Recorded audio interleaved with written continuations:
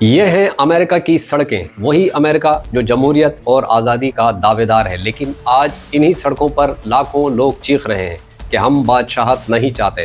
امریکی صدر Donald Trump کی سخت گیر پالیسیوں کے خلاف امریکہ کی 50 ریاستوں میں 2700 مقامات پر مظاہرے ہوئے۔ مظاہرین کا نعرہ تھا نو تھرونز نو کراؤنز نو کنگز، یعنی نہ تخت، نہ تاج اور نہ بادشاہ۔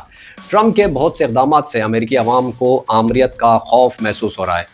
ڈونلڈ ٹرمپ، جنہوں نے اقتدار میں آتے ہی امریکہ کو دوبارہ عظیم بنانے کا نعرہ لگایا، اب اپنی دوسری مدت کے آغاز پر ایک ایسے راستے پر چل پڑے ہیں جسے بہت سے امریکی جمہوریت کے لیے خطرہ سمجھ رہے ہیں۔ ٹرمپ پر سب سے بڑا الزام یہ ہے کہ وہ عدلیہ اور میڈیا کو کنٹرول کرنے کی کوشش کر رہے ہیں۔ انہوں نے سپریم کورٹ کے ججز پر تنقید کی، بعض صحافیوں کے خلاف مقدمے چلانے کے اشارے دیے اور فیک نیوز میڈیا کے نام پر مخالف آوازوں کو دبانے کی مہم تیز کر دی۔ امریکی صحافتی ادارے کہہ رہے ہیں کہ یہ وہی اقدامات ہیں جو کسی جمہوری رہنما نہیں بلکہ ایک آمر کیا کرتا ہے۔ دوسرا بڑا تنازع ہے امیگریشن کا۔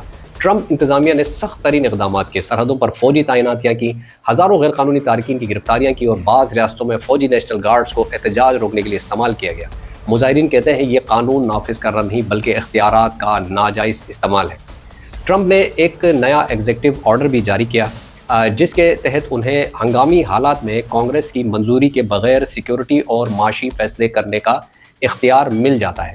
ناقدین کا کہنا ہے کہ یہ آرڈر جمہوریت کی ریڑھ کی ہڈی توڑنے کے مترادف ہے، اس لیے مظاہرین کا نعرہ ہے no kings, America is not a kingdom. معاشی پالیسیوں پر مظاہرین کا کہنا ہے کہ ٹرمپ کے دور میں سرکاری ملازمین کی بڑی تعداد فارغ کی گئی، سوشل ویلفیئر پروگراموں میں کٹوتیاں کی گئی اور امیر طبقے کو ٹیکس رعایتیں دی گئی۔ یہ سب کچھ متوسط اور غریب طبقے میں غصے کا سبب بنا۔ اسی لیے لوگ کہتے ہیں ٹرمپ امیروں کا صدر ہے، عوام کا نہیں۔ Washington, New York, Los Angeles, Chicago اور بڑے بڑے شہروں میں لاکھوں لوگ سڑکوں پر نکل آئے۔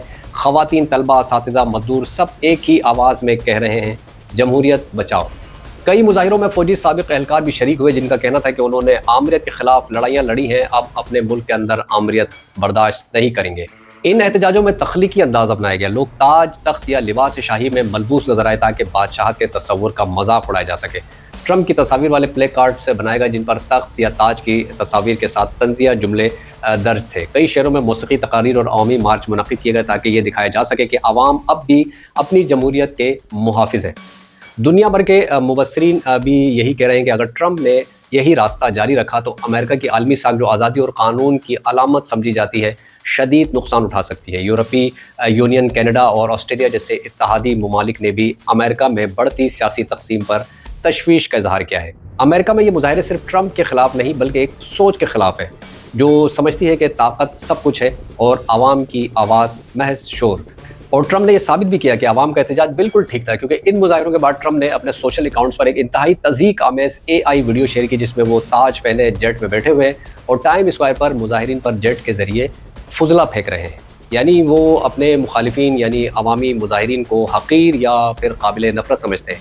یہ ایک نفسیاتی تاثر دیتا ہے کہ طاقت رکھنے والا شخص عوام کو نیچا دکھانے میں فخر محسوس کرتا ہے۔ یہ مظاہرے صرف سڑکوں پر شور نہیں ہے بلکہ یہ امریکی سیاست کے اندر ابلتے لاوے کی نشانی ہے، اور اگر یہ لاوا ٹھنڈا نہ ہوا تو آنے والے دنوں میں ٹرمپ انتظامیہ پر 3 سمتوں سے دباؤ بڑھنے والا ہے۔ پہلی سمت ہے سیاسی دباؤ۔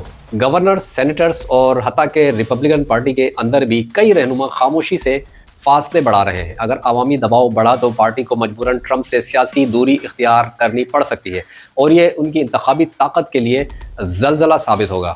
دوسری جو سمت ہے وہ ہے عدالتی اور قانونی دباؤ۔ ٹرمپ کے خلاف پہلے ہی کئی مقدمات زیر سماعت ہیں۔ اگر مظاہرے پھیلتے گئے اور عوامی رد عمل بڑھا تو عدلیہ بھی سیاسی فضا سے متاثر ہوگی اور ممکن ہے اگلے چند ماہ میں ٹرمپ کو مزید قانونی کارروائیوں یا پھر تحقیقات کا سامنا کرنا پڑے۔ تیسری جو سمت ہے وہ ہے عوامی اعتماد کا زوال۔ سب سے خطرناک دباؤ وہ ہوتا ہے جو خاموشی سے بڑھتا ہے۔ عوام کا اعتماد، اگر لوگ محسوس کرنے لگیں کہ ان کی آواز کا مذاق اڑایا جا رہا ہے تو یہ ناراضی ووٹوں میں بدل سکتی ہے، اور تاریخ بتاتی ہے کہ امریکہ میں جب عوام کا صبر ٹوٹتا ہے تو نظام بدلنے میں دیر نہیں لگتی۔ ٹرمپ آج بھی طاقت میں ہے لیکن طاقت ہمیشہ تلوار یا گولیوں سے نہیں، اعتماد سے قائم رہتی ہے، اور جب اعتماد ٹوٹ جائے تو تخت مضبوط ہونے کے باوجود اس پر بیٹھا شخص اکیلا رہ جاتا ہے۔ لیکن آخر میں ایک بات، جتنی بھی تنقید کی جائے، ایک چیز کا کریڈٹ ٹرمپ کو دینا پڑے گا، انہوں نے ان بڑے پیمانے کے مظاہروں کے باوجود نہ پولیس کو تشدد کا حکم دیا، نہ سڑکوں پر گولیاں چلوانے کی اجازت دی۔ یہ وہ مقام ہے جہاں کئی ممالک کے رہنما اختلاف رائے کو طاقت سے دبانے کی کوشش کرتے ہیں، لیکن ٹرمپ نے کم از کم اس بار اختلاف کو برداشت کیا، چاہے طنزیہ انداز میں ہی صحیح۔